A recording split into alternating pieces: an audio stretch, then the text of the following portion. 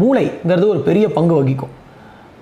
நம்ம மூளையில் எந்த அளவுக்கு தேவையான விஷயங்களையும் பாசிட்டிவான விஷயங்களையும் நம்ம கொண்டு சேர்க்கிறோமோ அந்த அளவுக்கு மூளை வந்து ரொம்ப ஆக்டிவாக இருக்கும்.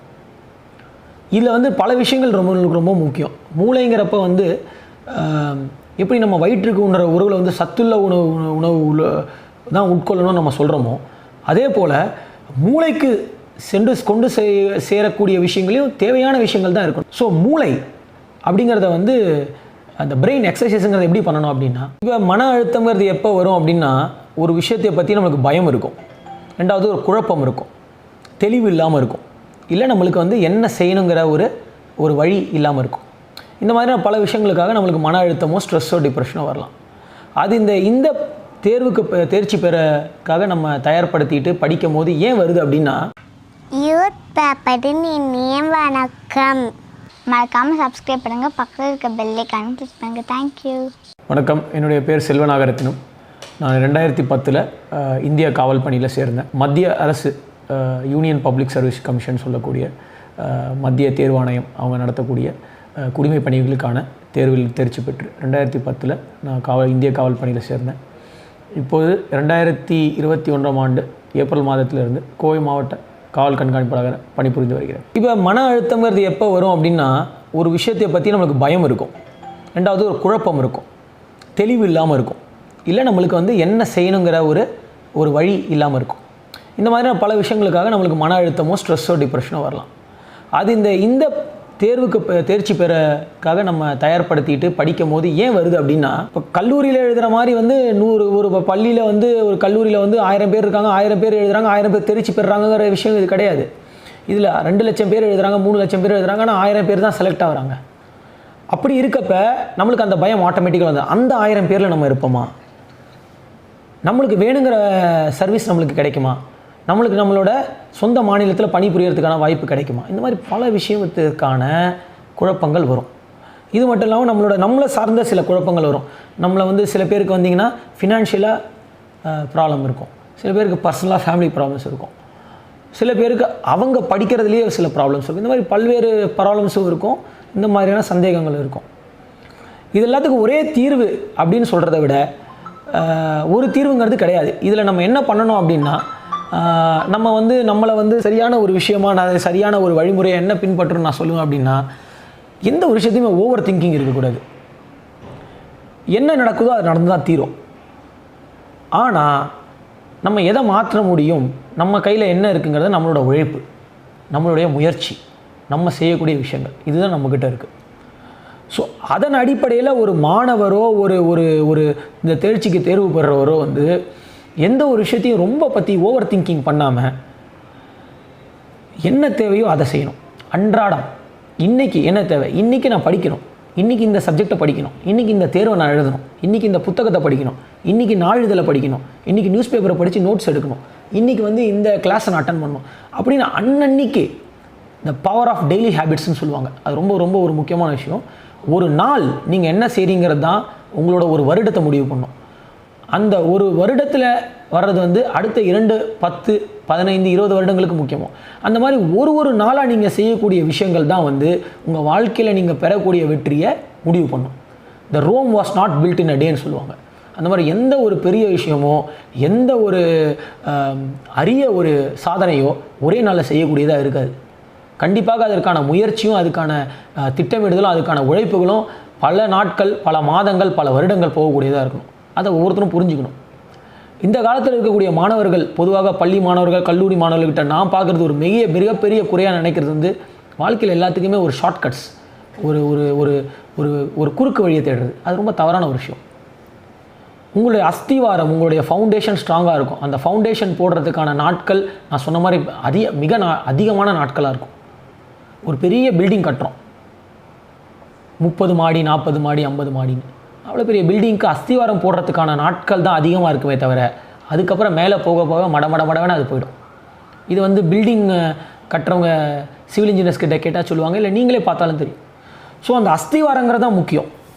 அந்த அஸ்திவாரம் போடுறதுக்கான நாட்கள் ரொம்ப முக்கியம். ஸோ கல்லூரி காலத்துலேயோ பள்ளி காலத்துலேயோ இந்த தேர்வுக்கு ப்ரிப்பேர் பண்ணுற காலத்துலேயும் உங்கள் அஸ்திவாரத்தை தான் நீங்கள் போடுறீங்க. ஸோ அதற்கான உழைப்பை வந்து அன்றாடம் நீங்கள் கொடுக்கணும். அதில் வெற்றி பெற முடியுமா முடியாதா? அது வந்து கண்டிப்பாக தெரியாது.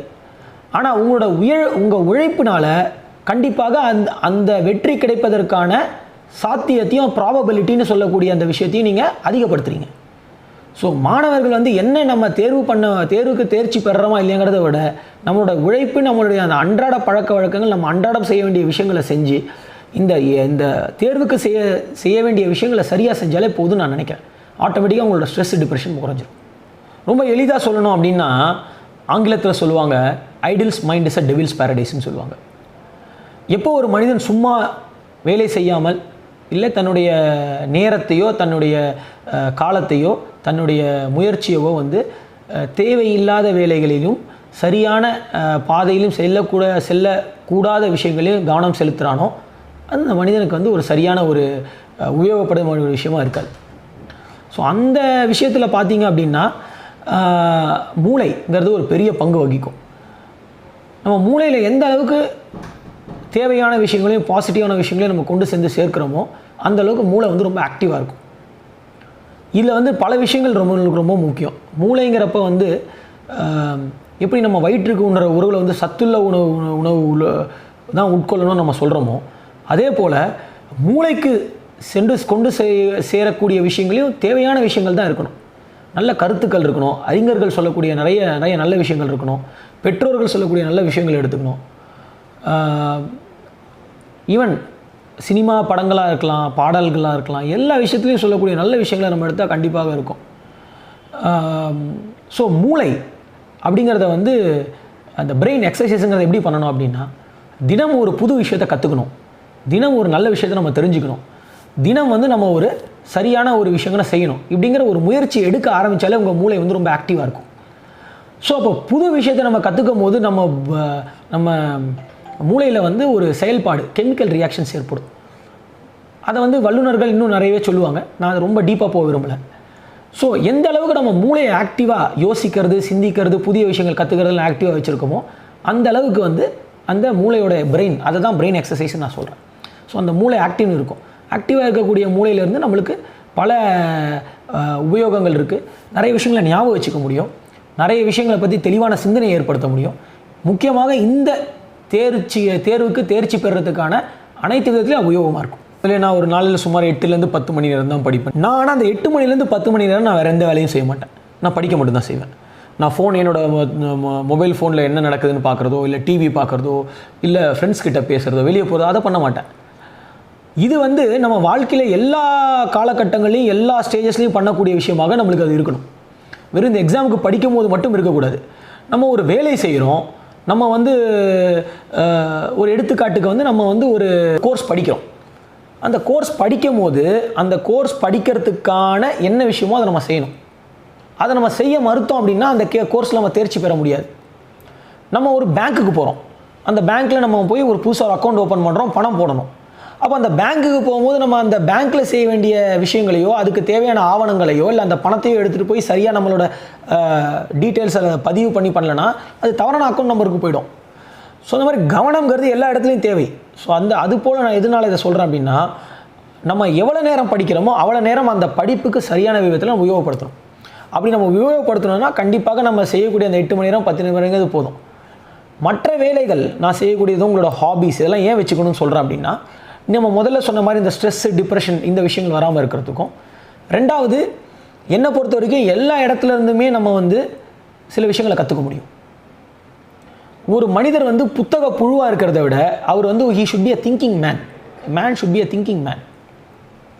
அப்போ வந்து அந்த திங்கிங் மேன், ஒரு யோசனை, ஒரு சிந்தனை இருக்கக்கூடிய மனிதனாக நீங்கள் இருக்கணும் அப்படின்னா வெளி உலகத்தில் என்ன நடக்குதுங்கிறத நீங்கள் தெரிஞ்சுக்கணும், உங்களை சுற்றி என்ன நடக்குதுங்கிறத நீங்கள் தெரிஞ்சுக்கணும், சமுதாயத்தில் புதுசாக என்னென்ன விஷயங்களை பற்றி பேசுகிறாங்கிறத நீங்கள் தெரிஞ்சுக்கணும், என்னென்ன செய்திகள் வருதுங்கிறத தெரிஞ்சுக்கணும், அறிவியல் தொழில்நுட்பங்களில் என்னென்ன வளர்ச்சிகள் வருதுங்கிறத தெரிஞ்சுக்கணும், கலை, ஓவியம், இந்த மாதிரி ஆர்ட் சம்மந்தப்பட்ட துறைகளில் என்னென்ன விஷயங்கள் இருக்குங்கிறத தெரிஞ்சுக்கணும். அப்படி தெரிஞ்சுக்கிட்டால் தான் நீங்கள் ஒரு முழுமையான மனிதனாக இருக்க முடியும். நீங்கள் ஒரு முழுமையான மனிதனாக இருந்தால் தான் இந்த தேர்வுக்கு மட்டும் இல்லாமல் நீங்கள் ஒரு நல்ல அதிகாரியாகவும் தேர்ச்சி பெற்றதுக்கப்புறமா இருக்க முடியும்.